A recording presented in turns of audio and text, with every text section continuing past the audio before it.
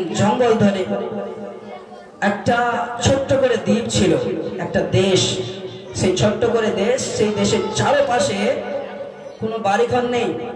সেই একটা মাঝখানে দেশ আছে, তার চারপাশে দূর দূর পর্যন্ত সমুদ্র।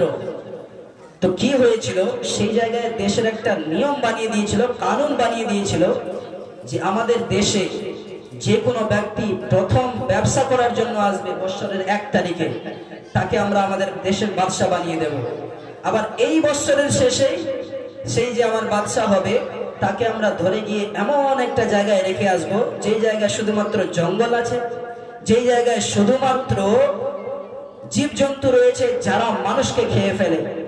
এবার এটা দেশের নিয়ম ছিল। তো একদা হলো কি, একজন যিনি লিখছেন তিনি বলছেন যে আমি দেখছি যে আল্লাহর বান্দারা যারাই ওই দেশে গিয়েছে তারাই বাদশা হয়ে গিয়েছে। প্রথম তারিখে গিয়ে বাদশা হলো। এবার বাদশা হওয়ার পরে বাদশা হওয়ার যে ফায়দা, যত সমস্ত লাভ সে উপভোগ করতে লাগতো।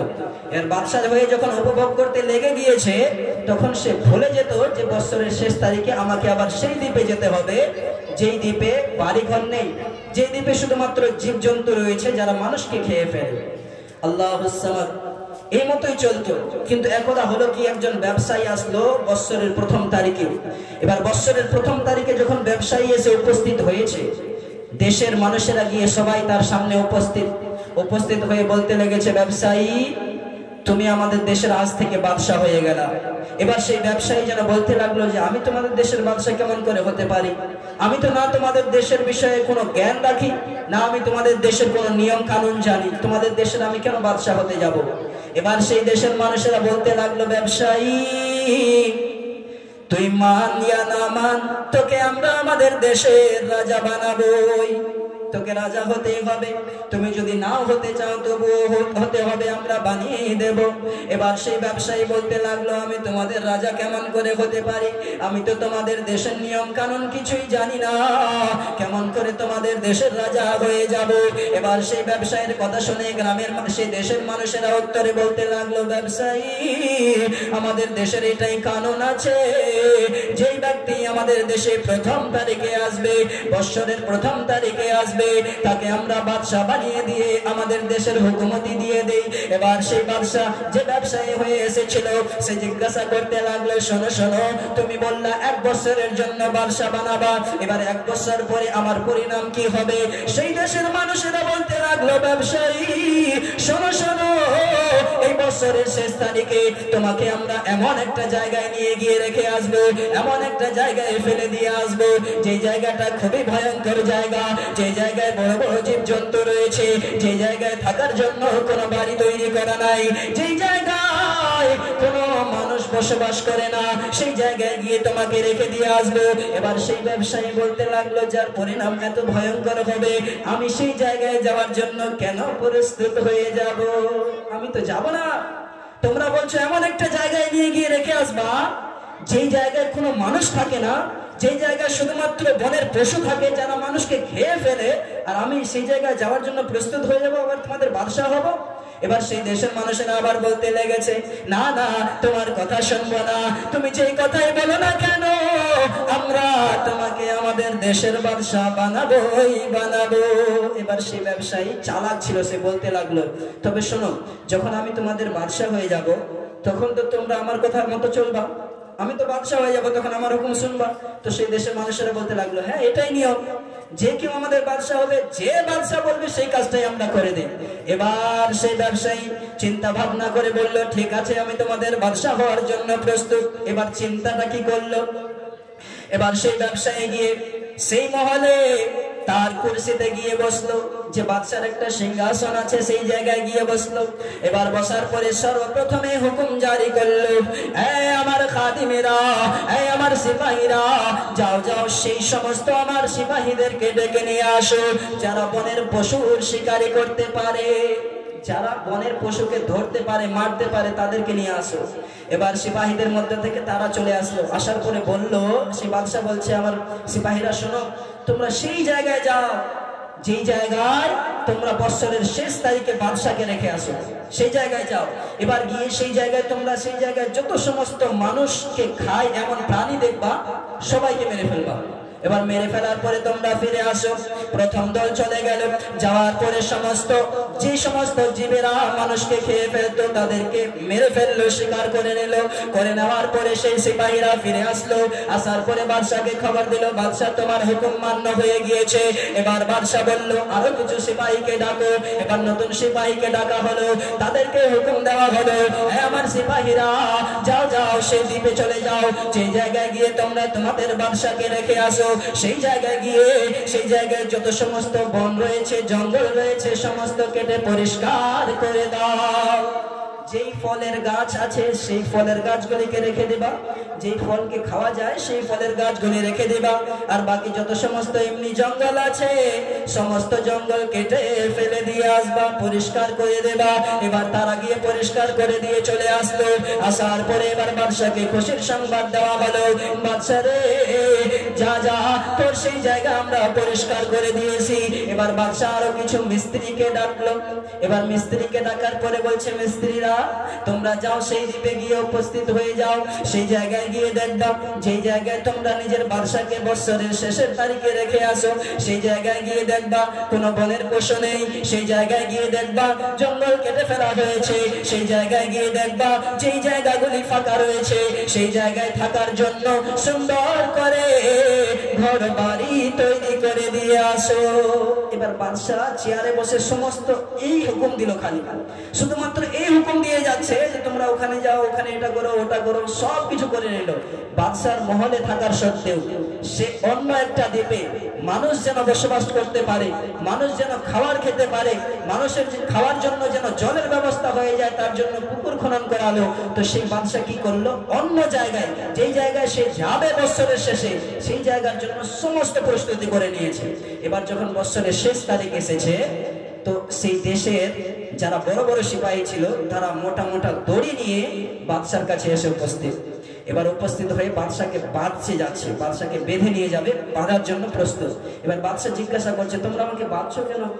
তো এবার সিপাহীরা বলছে যে শোনো, তোমাকে এখন আমরা বাদশার চেয়ার থেকে নামিয়ে সেই দ্বীপে রেখে আসবো যেই দ্বীপে ওই সমস্ত বনের পশু থাকে। বলেছিলাম যে এবার সেই বাদশা হাসি মুখে বলতে লাগলো তোমাদেরকে বাঁধতে হবে না, তোমরা আমাকে এমনিতে নিয়ে চলো, আমি এমনি যাওয়ার জন্য প্রস্তুত। কেন? কারণ হলো এটা যে সেই আল্লাহর বান্দা যে নিজের বাদশাহের মহলে বসে যেই জায়গায় সে বৎসরের শেষে যেতে হবে সেই জায়গার জন্য সে এই মহলে বসে ওই জায়গার জন্য পুরো প্রস্তুত করে নিয়েছে, সেই জায়গার জন্য ব্যবস্থা করে নিয়েছে, যার জন্য বলছে তুমি আমাকে এমনিতে নিয়ে চলো, আমি এমনিতে যাওয়ার জন্য প্রস্তুত। কিন্তু মুআজ্জাজ সামিন কেরাম, আজকে আমাদেরকে সেই জিনিসটা লক্ষ্য করতে হবে। যে কেউ ব্যক্তি বাইরে কাজ করে দেখবেন তারা টাকা মাসের শেষে বাড়িতে পাঠিয়ে দেয়। কেন? তারা বাইরে চিরজীবন থাকবে না, তারা বাড়িতে থাকবে। এই জায়গায় থাকার জন্য, এই বাড়িতে থাকার জন্য যদি বাইরে গিয়ে কাজ করে এই জায়গায় টাকা পাঠাতে পারি তো আমাদেরকে চিন্তা করতে হবে যে এই জায়গায় গিয়ে আমরা কবর অবস্থায় থেকে নিয়ে কাল কিয়ামত পর্যন্ত থাকবো, আবার কিয়ামত থেকে নিয়ে জান্নাত কিংবা জাহান্নাম পর্যন্ত থাকবো। সেই জায়গার জন্য আমরা কি ব্যবস্থা করলাম? এখন যদি ইসরাইল আলাইহিস সালাম এসে আমাদের সামনে উপস্থিত হয়ে যায়, যদি বলে যে আসো তোমার জানটা বের করবো, তখন আমাদের অবস্থা কি হবে? আমরা কি করবো? একটু সময় দাও। তা আল্লাহর ফেরেশতা কি আমাদেরকে সময় দেবে? না, কোনোদিনও সময় দেবে না, এক সেকেন্ডের সময় দেবেন না। যদি আল্লাহ তাবারক ওয়া তাআলা একবার হুকুম করে দেয় আমার ফেরেশতা যাও আমার সেই বান্দার শরীরটা রূহটা বের করে নিয়ে আসো, তো সেই ইসরাইল আলাইহিস সালাম এই রূপ ভাবে আসবেন। যদি আমরা দুনিয়ার বুকে ভালো কাজ করেছি তবে তো যাওয়ার জন্য প্রস্তুত হয়ে যাব, কিন্তু যদি আমাদের আমল ঠিক না থাকে তবে সেই আল্লাহর ফেরেশতা এমন রূপ ধারণ করে আসবে যে আমরা ভেগে যেতে চাইবো অন্য জায়গায়, পারবো না, আমাদের শরীর চলবে না। যে জায়গায় আমাদের মরণ লেখা থাকবে সেই জায়গা থেকে ইসরাইল আলাইহিস সালাম এসে আমাদের রূহ বের করে নিয়ে চলে যাবে। আল্লাহুস সামাদ। মুআজ্জাজ সামিন কেরাম, ওয়াকিয়াটা বলেছিলাম যে আগের কালে বনী ইসরাইলের কালে এমন একজন ব্যক্তি ছিল যাকে বলে দেওয়া হয়েছিল, ওহীর দ্বারা বলে দেওয়া হয়েছিল যে তুমি 1000 বছর জীবিত থাকবা, 1000 বছর জীবিত থাকবা। সেইরূপ আজকে আমরা আইডিয়া করে নিয়েছি যে আমরা 60 বছর কিংবা 70 বছর জীবিত থাকবো। 70 বছর হাইস্ট 100 বছর, তার থেকে অধিক হলে 150 বছর বাঁচলাম, তারপরে তো মরতে হবে। তারপরে তো কবরে যেতে হবে। সেই রূপ সেই আল্লাহর বান্দাকে ওয়াহিদ দ্বারা বলে দেওয়া হয়েছিল যে তুমি 1000 বছর জীবিত থাকবা। তো সে 1000 বছরের যখন খবর শুনলো, সে কি করলো? ভালো কাজ করতে লাগলো, যে আল্লাহ তাবারক ওয়া তাআলা আমাকে 1000 বছর দিয়েছে। এবার শয়তান তার নফসে এসে ওয়াসওয়াসা দিতে লাগলো, বলছে আয় আল্লাহর বান্দা শোনো, আল্লাহ তাবারক ওয়া তাআলা তো তোমাকে বলে দিয়েছে যে তুমি 1000 বছর জীবিত থাকবা, তো তুমি এখনই কেন ইবাদত করছো? এখন তুমি যা ইচ্ছে তা করো, লাস্ট 100 বছর আল্লাহর ইবাদত করবা, আল্লাহ তাআলা তোমাকে ক্ষমা করে দিবে। কেননা আল্লাহ তাবারক ওয়া তাআলা ক্ষমাকারী, আল্লাহ তাবারক ওয়া তাআলা দয়াশীল, আল্লাহ তাবারক ওয়া তাআলার রহমতের কোনো কমি নাই।